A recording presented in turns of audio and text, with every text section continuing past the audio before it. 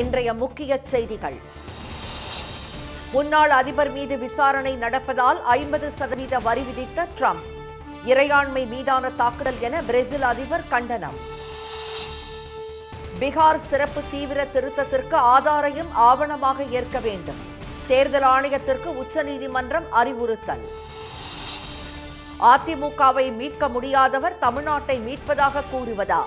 எடப்பாடி பழனிசாமி வேடிக்கை காட்டுவதாக ஸ்டாலின் விமர்சனம். கனமழையால் வெள்ளக்காடானது தலைநகர் டெல்லி. மத்திய பிரதேசத்தில் மழை நீடிப்பதால் 36 மாவட்டங்கள் பாதிப்பு.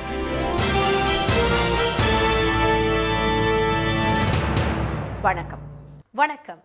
முன்னாள் அதிபர் மீதான விசாரணைக்கு எதிர்ப்பு தெரிவிப்பதற்காக ட்ரம்ப் 50% வரி விதித்திருப்பது இறையாண்மை மீதான தாக்குதல் என பிரேசில் அதிபர் லுல்லா கண்டனம் தெரிவித்துள்ளார்.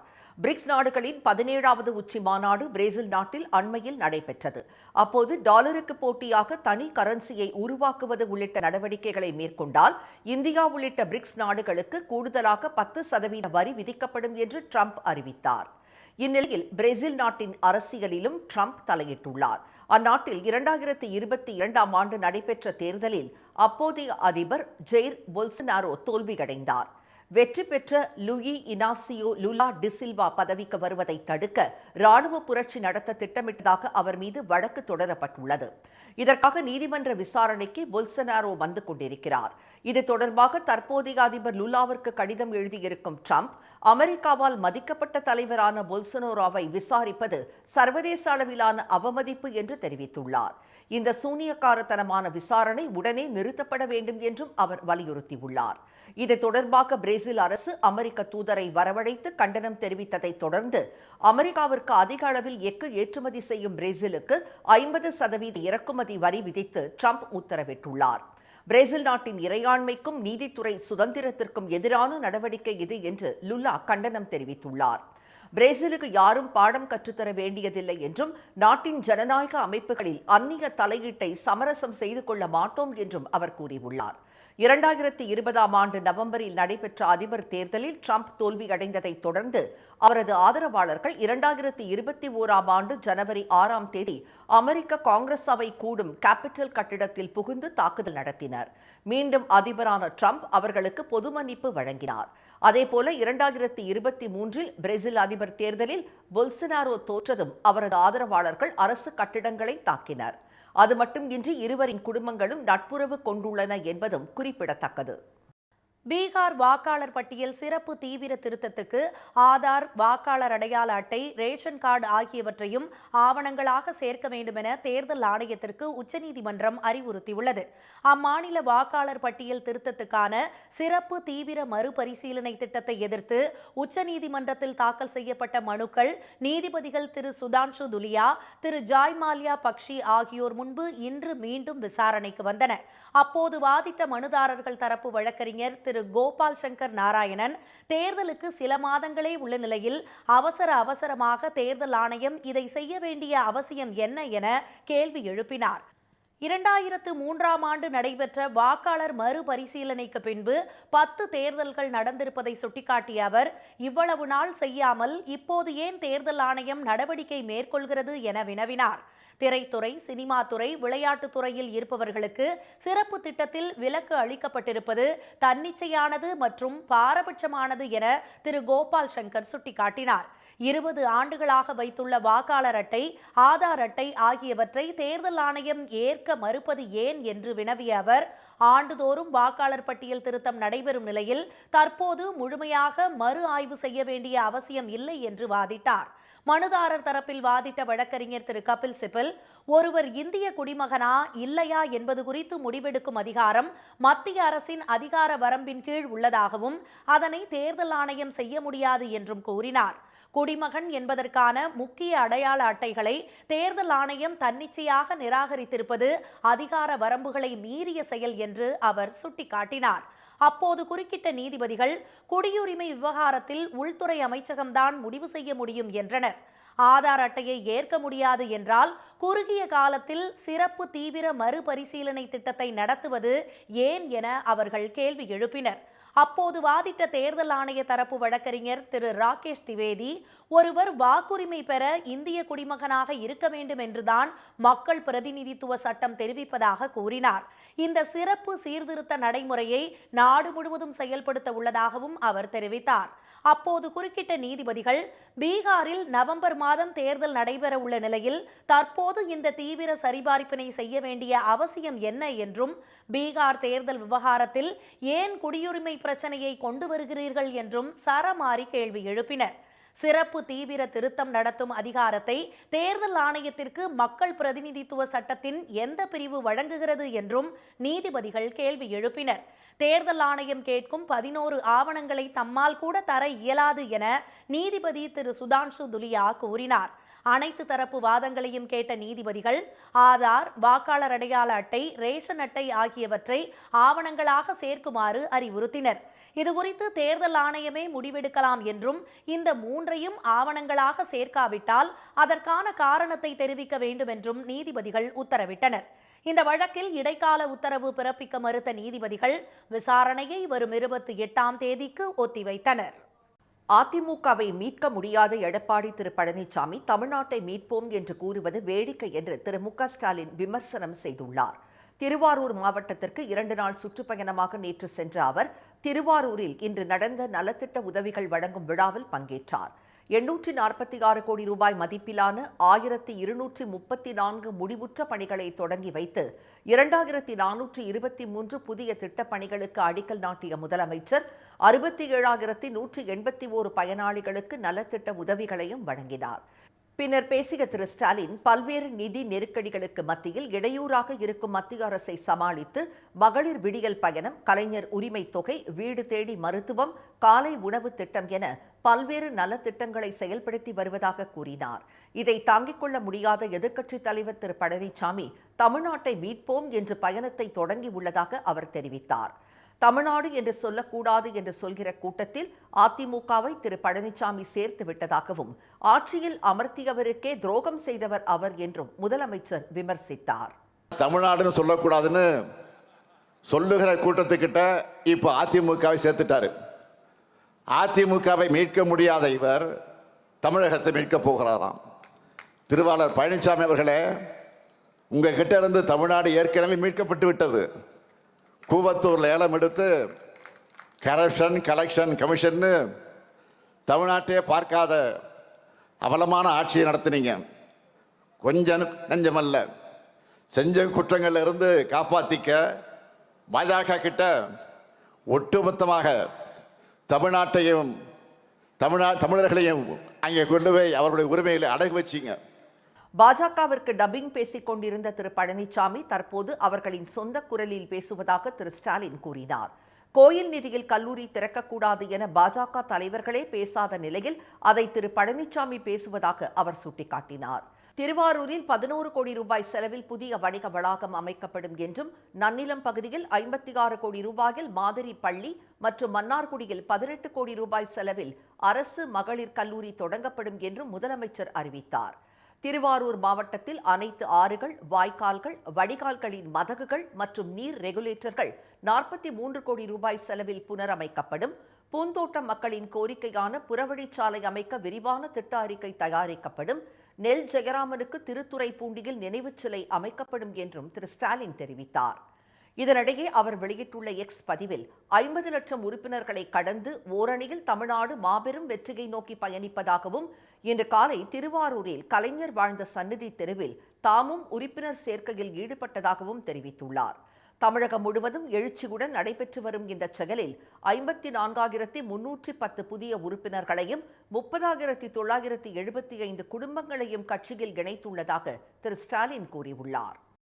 அரசு பள்ளி மற்றும் அரசு மருத்துவமனைகளில் மாணவர்கள், நோயாளிகள் பயன்பெறும் வகையில் கழிவறை வசதிகளை ஏற்படுத்துவதற்காக சன் டிவி 3,67 லட்சம் ரூபாய் நிதி உதவி அளித்துள்ளது. முன்னாள் மத்திய அமைச்சர் முரசொலி மாறன் நினைவாக ஏழை எளியோரின் கல்வி, மருத்துவ சிகிச்சை, சமூக மேம்பாடு உள்ளிட்ட நலத்திட்டங்களுக்காக சன் டிவி பல்வேறு அமைப்புகளுக்கு நிதி உதவி வழங்கி வருகிறது. அதன் ஒரு பகுதியாக அரசு பள்ளிகள் மற்றும் கீழ்ப்பாக்கம் மனநல காப்பகத்தில் கழிவறை வசதிகளை உருவாக்க உருவாக்குவதற்காக சன் டிவி 3,67,36,580 ரூபாய் நிதி உதவி அளித்துள்ளது. இதற்கான காசோலையை சுலப் தொண்டு அமைப்பின் நிர்வாகி திருமதி லில்லி குப்தாவிடம் சன் டிவி சார்பில் திருமதி மல்லிகா மாறன், திருமதி காவேரி கலாநிதி மாறன் ஆகியோர் வழங்கினர். சன் டிவி அளித்த இந்த நிதி உதவி மூலம் திருவண்ணாமலை மாவட்டத்தில் உள்ள 12 அரசு பள்ளிகளில் 20 கழிப்பறை தொகுதிகளும், சென்னை கீழ்ப்பாக்கம் மனநல காப்பகத்தில் 4 கழிப்பறை தொகுதிகளும் அமைக்கப்படும் என்று சுலப் தொண்டு நிறுவன நிர்வாகி திருமதி லில்லி குப்தா தெரிவித்தார். We are so much thankful to Sun TV for this wonderful and noble work. It will help a lot to the students of the school and also the patients and the people those are coming to the mental health institute. தமிழ்நாட்டில் திருவண்ணாமலை, கிருஷ்ணகிரி மாவட்டங்களில் உள்ள 36 அரசு பள்ளிகளிலும், புதுச்சேரி, கர்நாடகா, கேரளா மாநிலங்களில் உள்ள அரசு பள்ளிகள், கல்வி நிறுவனங்கள் மற்றும் அரசு மருத்துவமனைகளிலும் இதுவரை 14,79 லட்சம் ரூபாய் நிதியில் கழிப்பறை தொகுதிகள் அமைத்து தரப்பட்டுள்ளன. அரசு பள்ளிகளில் எப்போதும் தண்ணீருடன் கூடிய நவீன தூய்மையான கழிப்பறைகள் அமைத்து தரப்பட்டதால் குழந்தைகள் கழிப்பிடத்தை பயன்படுத்தாமல் இருந்து வந்தது தடுக்கப்பட்டுள்ளதாக ஆசிரியர்கள் தெரிவிக்கின்றனர். அரசு பள்ளிகள், அரசு மருத்துவமனைகள் மற்றும் கல்வி நிறுவனங்களில் கழிப்பிட வசதிகளை மேம்படுத்தும் வகையில் சுலப் சர்வதேச தொண்டு நிறுவனத்திற்கு கடந்த 4 ஆண்டுகளில் 18,47 லட்சம் ரூபாய் நிதி உதவியை சன் டிவி வழங்கியுள்ளது குறிப்பிடத்தக்கது. கனமழை காரணமாக தலைநகர் டெல்லி மற்றும் மத்திய பிரதேசத்தில் பல மாவட்டங்கள் வெள்ளக்காடானதால் இயல்பு வாழ்க்கை பாதிக்கப்பட்டுள்ளது. டெல்லியில் பெய்த கனமழையால் தாழ்வான இடங்களில் தண்ணீர் தேங்கியதுடன் கடும் போக்குவரத்து பாதிப்பு ஏற்பட்டது. டெல்லி அருகே உள்ள குருகிராமில் நேற்றிரவு 7 மணிக்கு தொடங்கிய மழை விடிய விடிய கொட்டி தீர்த்தது. அங்கு கடந்த 12 மணி நேரத்தில் 13 சென்டிமீட்டர் மழை பதிவாகியுள்ளதாக இந்திய வானிலை மையம் தெரிவித்துள்ளது. குருகிராம், நர்சிங்பூர் உள்ளிட்ட பல இடங்களில் மழை நீர் தேங்கி குளம் போல் காட்சியளித்த சாலைகளில் வாகனங்கள் ஆங்காங்கே பழுதாகி நின்றன. தெற்கு புறவழிச்சாலையில் திடீரென ஒரு பகுதி உள்வாங்கி பெரிய பள்ளம் ஏற்பட்டது. இதில் ஒரு லாரி கவிழ்ந்து விபத்திற்குள்ளானது. குருகிராம் மற்றும் அதனை சுற்றியுள்ள பகுதிகளில் ஏற்பட்ட போக்குவரத்து நெரிசல் காரணமாக ஊழியர்கள் வீடுகளிலிருந்தே பணி செய்யுமாறு தனியார் நிறுவனங்கள் அறிவுறுத்தின. மத்திய பிரதேசத்தில் தொடரும் கனமழையால் மண்டலா, ஷிவ்புரி, உமரியா உள்ளிட்ட 36 மாவட்டங்களில் ஓடும் நதிகளில் வெள்ளப்பெருக்கு ஏற்பட்டுள்ளது. நர்மதை ஆற்றின் நீர்மட்டம் தொடர்ந்து அதிகரித்து வருவதால் சாலைகளும் தரைப்பாலங்களும் மூழ்கியுள்ளன. சம்பல் ஆற்றில் பெருகிய வெள்ளம் ஷியோபூர் கிராமத்திற்குள் புகுந்தது. குடியிருப்புகளை வெள்ளம் சூழ்ந்ததால் மக்கள் வீடுகளுக்குள்ளேயே முடங்க நேரிட்டது. இந்நிலையில் மத்திய பிரதேசத்தின் ஜபல்பூர், நர்மதாபுரம், பிட்டூல், நர்சிங்பூர், தமோ, சியோனி மண்டலா உள்ளிட்ட 14 மாவட்டங்களில் அடுத்த 2 நாட்களுக்கு மிக கனமழைக்கான ஆரஞ்சு எச்சரிக்கை விடப்பட்டுள்ளது. மேலும் 22 மாவட்டங்களில் கனமழை பெய்யும் எனவும் இந்திய வானிலை மையம் எச்சரித்துள்ளது. பாமக செயல் தலைவர் திரு அன்புமணி தம்முடைய பெயரை பயன்படுத்தக்கூடாது என்று அக்கட்சியின் நிறுவனர் டாக்டர் ராமதாஸ் எச்சரித்துள்ளார். அக்கட்சியில் தந்தை மகன் இடையிலான மோதல் நாளுக்கு நாள் உச்சமடைந்து வருகிறது. திரு அன்புமணி ஆதரவாளர்களின் பதவிகளை திரு ராமதாஸ் பறிப்பதும் அவரது ஆதரவாளர்களை திரு அன்புமணி நீக்குவதும் தொடர்கதையாக உள்ளது. அதிகார மோதல் தீவிரமடைந்திருக்கும் நிலையில் கும்பகோணத்தில் இன்று நடந்த தஞ்சை திருவாரூர் மாவட்ட பாமக பொதுக்குழு கூட்டத்தில் திரு ராமதாஸ் கலந்து கொண்டார். அதில் பேசிய அவர் தமது பெயரை திரு அன்புமணி பயன்படுத்தக்கூடாது என்றும் இனிஷியலை வேண்டுமானால் போட்டுக்கொள்ளலாம் என்றும் தெரிவித்தார். என் பேரை யாரும் போடக்கூடாது, இனிஷியல் வேண்டும்னாலும் போட்டுக்கலாம், இனிஷியலாக போட்டுக்கலாம், ஆனால் என் பேரை போடக்கூடாது. என் பேச்சை கேட்கலன்னா என்ன, தந்தை சொல் மிக்க மந்திரம் இல்லை. எதிர்வரும் சட்டப்பேரவை தேர்தலில் பாமக வேட்பாளர்களின் A-B படிவங்களில் தாமே கையெழுத்திட உள்ளதாகவும் திரு ராமதாஸ் தெரிவித்தார். முன்னதாக தைலாபுரத்தில் செய்தியாளர்களிடம் பேசிய அவர் கட்சியில் தமது மூத்த மகள் திருமதி காந்திமதிக்கு தற்சமயம் எந்த பதவியும் வழங்கப்படாது என்றும் அது குறித்து போக போக தெரியும் என்றும் கூறினார். இனி வருவது செய்தி துளிகள். குஜராத்தில் பத்ரா நகர் அருகே மகிசாகர் நதி மீது கம்பீரா, முஜ்பூர் இடையே உள்ள பாலம் உடைந்து வாகனங்கள் ஆற்றில் கவிழ்ந்த விபத்தில் பலியானோரின் எண்ணிக்கை 13ஆக உயர்ந்துள்ளது. நீரில் மூழ்கி உயிரிழந்த மேலும் 2 உடல் நேற்றிரவு மீட்கப்பட்டன. படுகாயங்களுடன் மருத்துவமனைகளில் சேர்க்கப்பட்டவர்களில் யாரும் ஆபத்தான நிலையில் இல்லை என்று மருத்துவர்கள் தெரிவித்தனர். தமிழ்நாடு முழுவதும் உள்ள கலை மற்றும் அறிவியல் கல்லூரிகளுக்கு ஒரே கால அட்டவணை வெளியிடப்பட்டுள்ளது. ஒரு மாணவர் உயர்கல்விக்காக மற்றொரு பல்கலைக்கழகத்திற்கு செல்லும் போது தேர்வுகளுக்காக கால அட்டவணையில் வேறுபாடு காரணமாக குழப்பங்கள் ஏற்படுவதை தவிர்க்க இந்த நடவடிக்கை எடுக்கப்பட்டுள்ளது. செமஸ்டர் தேர்வு அக்டோபர் 31 தொடங்கும் என்றும் தேர்வு முடிவுகள் நவம்பர் 4வது வாரம் வெளியாகும் என்றும் அறிவிக்கப்பட்டுள்ளது. இந்தியாவின் முதல் சுதந்திர போராட்டம் என அழைக்கப்படும் வேலூர் சிப்பாய் புரட்சியின் 219வது நினைவு தினம் இன்று அனுசரிக்கப்படுகிறது. இதையொட்டி வேலூர் மக்கான் சந்திப்பில் உள்ள சிப்பாய் புரட்சி நினைவு தூணுக்கு மாவட்ட ஆட்சியர், காவல்துறையினர் மற்றும் முன்னாள் ராணுவத்தினர் மலர் வளையம் வைத்து அஞ்சலி செலுத்தினர்.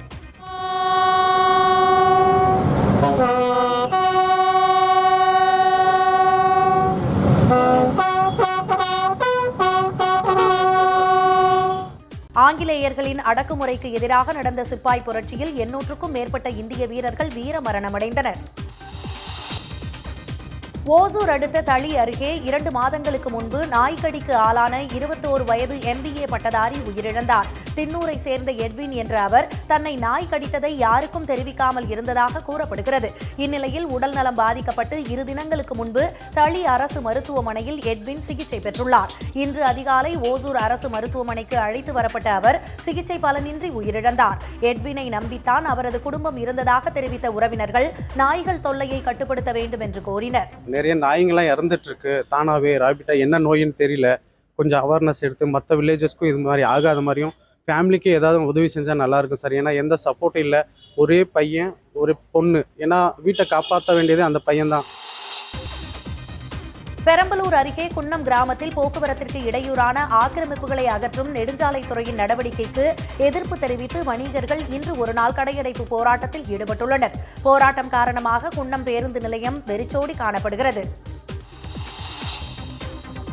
உதகை மற்றும் சுற்றுவட்டார பகுதிகளில் அறுவடை செய்யப்படும் பிரக்கோலி எனப்படும் பச்சைப்பூ கோஸிற்கு அதிக விலை கிடைப்பதால் விவசாயிகள் மகிழ்ச்சி அடைந்துள்ளனர். கோடை சீசனில் பிரக்கோலி 1 கிலோ 400 ரூபாய் வரை ஏலம் போன நிலையில் தற்போது 300 ரூபாய் வரை விலை உயர்ந்துள்ளது. போட்டால் கிழங்கு, பீட்ரூட்டு, கேரட் தான் போட்டிருப்போம். இப்போ அறுவடை மாற்றி போடுறதுனால கொஞ்ச நாள் இந்த சைனீஸ் ஐட்டத்தை போடுறோம். அது எப்படின்னா ஒரு 90 நாள் ஆக வேண்டிய பொருள் 70 நாளே ஆகிடும். விலையும் ஓரளவுக்கு கூடுதலாக கிடைக்குது. எங்களுக்கு கொஞ்சம் மகிழ்ச்சியாக இருக்குது. அதுபோக இந்த ட்ரிப்பு அடித்த மழை காற்றதுனால எங்களுக்கு பார்த்திங்கன்னா பாதி தான் ஈல்டு கிடைக்குது, பாதி இல்லை.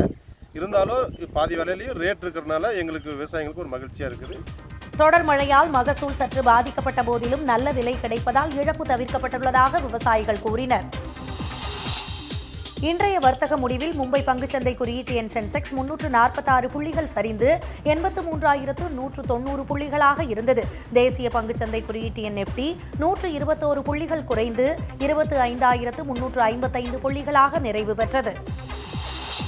சென்னையில் இன்று ஆபரண தங்கத்தின் விலை சவரனுக்கு 160 ரூபாய் உயர்ந்து ஒரு சவரன் 72,160 ரூபாயாகவும் 1 கிராம் 9,020 ரூபாயாகவும் உள்ளது. வெள்ளி விலை மாற்றமின்றி 1 கிராம் 120 ரூபாயாக உள்ளது. மீண்டும் இன்றைய முக்கிய செய்திகள். முன்னாள் அதிபர் மீதான விசாரணைக்கு எதிர்ப்பு தெரிவித்து ட்ரம்ப் 50% வரி விதித்திருப்பது இறையாண்மை மீதான தாக்குதல் என பிரேசில் அதிபர் லூலா கண்டனம் தெரிவித்துள்ளார். பீகார் வாக்காளர் பட்டியல் சிறப்பு தீவிர திருத்தத்துக்கு ஆதார், வாக்காளர் அட்டை, ரேஷன் கார்டை ஆவணங்களாக சேர்க்குமாறு உச்சநீதிமன்றம் அறிவுறுத்தியுள்ளது. அதிமுகவை மீட்க முடியாத எடப்பாடி பழனிசாமி தமிழ்நாட்டை மீட்போம் என்று கூறுவது வேடிக்கை என முதலமைச்சர் ஸ்டாலின் விமர்சித்துள்ளார். இத்துடன் இந்த செய்திகள் நிறைவடைந்தன. மீண்டும் சன் டிவியில் செய்திகள் காலை 7:30 மணிக்கு. செய்திகளை உடனுக்குடன் தெரிந்து கொள்ள QR கோடை ஸ்கேன் செய்து சன் நியூஸ் வாட்ஸ்அப் சேனலில் இணைந்திருங்கள். வணக்கம். வணக்கம்.